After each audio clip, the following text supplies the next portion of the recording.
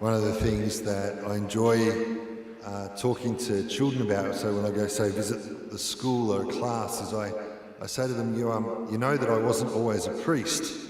And particularly with the younger kids, you watch that sort of trickle over, and they think it, and you watch the cogs kind of turning as they process all of that.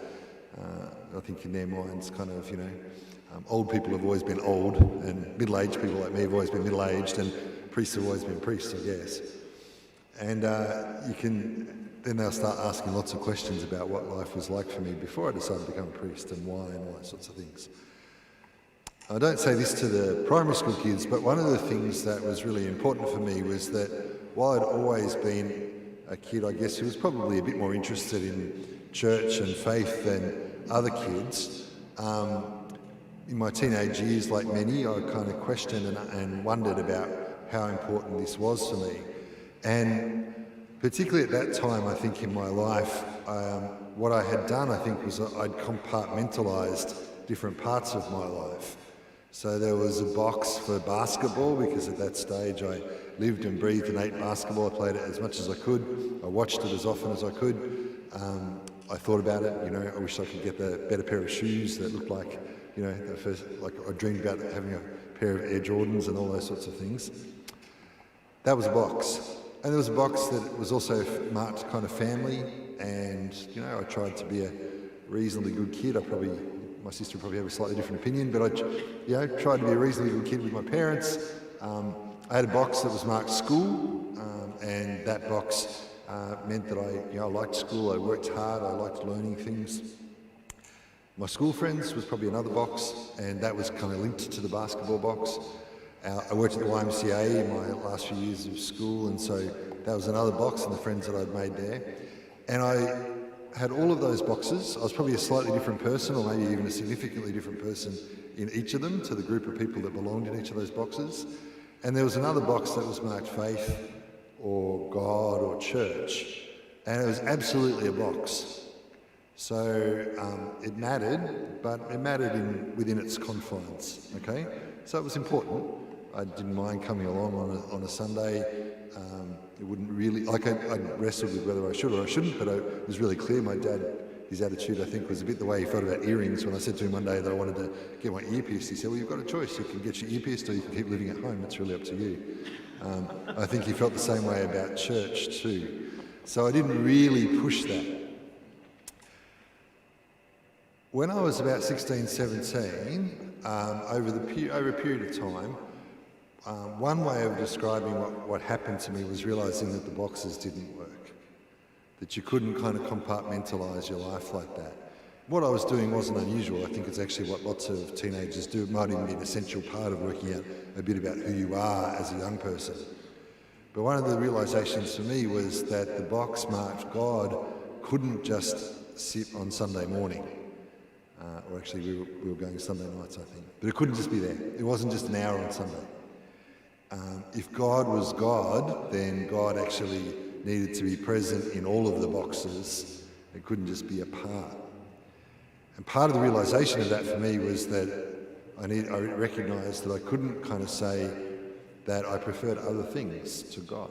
If God was God, and particularly as I began to experience and encounter the person of Jesus, perhaps as a young adult or a young person on my own. It wasn't my family's faith anymore, but it was now a faith that I was making my own.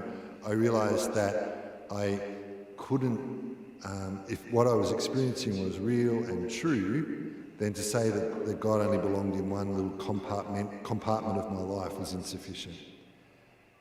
And so I share all that because the gospel today, I think, speaks really strongly into it. When Jesus says, anyone who prefers father or mother to me is not worthy of me. Anyone who prefers son or daughter to me is not worthy to me. How confronting is that? How challenging is that? And the truth is that if Jesus isn't God, if Jesus isn't the Son of God, then that statement is outrageous. To prefer, for us, or in Jesus' time, to prefer Jesus, understood by the people listening to be a prophet, a teacher, maybe, just maybe the Messiah King they'd been hoping for, to prefer him above family was crazy. How much more so, in a sense, for us, if we're living here in 2020, for us to say that we would prefer an itinerant preacher from 2,000 years ago. If Jesus isn't the Son of God, that's an outrageous statement, and we should all walk out of here, because listen to Jesus say it. Jesus is saying here that you actually have to put him first and prefer him even to family. That can only be possible, that can only be true if he's the Son of God. And it would only be worth doing, it would only be desirable if his love for us puts all of our other loves in the right place. The truth was that I think I'd made all sorts of other things more important than Jesus in my life. That those other boxes were much bigger, they loomed much larger in my consciousness. But if Jesus is the Son of God, and if he does love us enough to die for us on the cross, to raise us up to a new life with him, then his words here are true. That to prefer someone else to him is actually to put something else in the place of God. The Bible's always called that idolatry, and it's not that Jesus or his Father are kind of petulant, kind of childish sort of gods, like if you don't love me, I'm going to have a little hissy fit. What's actually happening here is that if we are loving something other than God in the place of God, we'll find in one way or another that enslaves us. The only way to be truly free is to put God in God's right place. His box has to actually encompass all the other boxes. And what will happen then is that we'll be able to love well and rightly, to love things and people in their right place and not in their wrong place.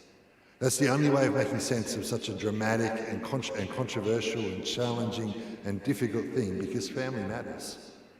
Jesus is not denigrating family here at all. He's saying that he is higher even than family. But to love him first, to prefer him, is not to reject or denigrate family, but it's to put family in their right place. It's to recognise that those relationships and to love well in those relationships require us to put the Lord first.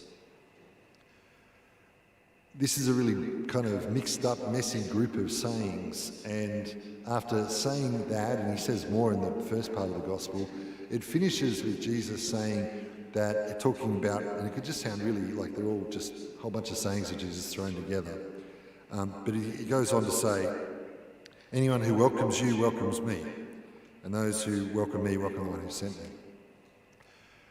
I think the way I make sense of these two passages going together, and I've just picked out the two kind of headlines of the two sections, is to say that when we have preferred Jesus, when he has the right place in our lives, when we love him in the way that he calls us to, then what happens is that we find that our hearts enlarge to welcome others. It's not that we love others less, it's we love others more. And the welcome, we might call that hospitality, the enlarging of our hearts, the enlarging of our capacity to reach out and care for others becomes, there's a direct connection, there's a causality between the two things. The more that we prefer Jesus to all else, the more paradoxically that we also have a place and a space within our minds, our hearts, our homes, our parish, to welcome others. The two are connected. The two are inextricably linked. In a couple of meetings this week in the parish, we've been talking about how do we do welcome and hospitality when we can have limited numbers at church and we can't really gather and hang around afterwards, but knowing that we can't afford not to be hospitable. First and foremost, because the gospel calls us to it, and secondly, because we want to reach out to others even in the midst of this restricted and difficult time. That's an important question for us. It's a really important question for us as a parish, that our outward focus, our reaching out doesn't stop in this moment. It's be so easy to be inward focused, to be worried about seats at Mass, to be worried about how ticket systems work, and to be frustrated with all of that. And believe me, I can share that. It's difficult, there's lots of work, but it's worth it because we want to be reaching out. We want to be hospitable to others. We want people to know and encounter the love that Jesus has for us. So as we celebrate Eucharist then this morning, I think our focus is those two pieces, those two things going together. The first one is that we're to prefer nothing to him, and to take that challenge really seriously. Do you prefer something other than the Lord?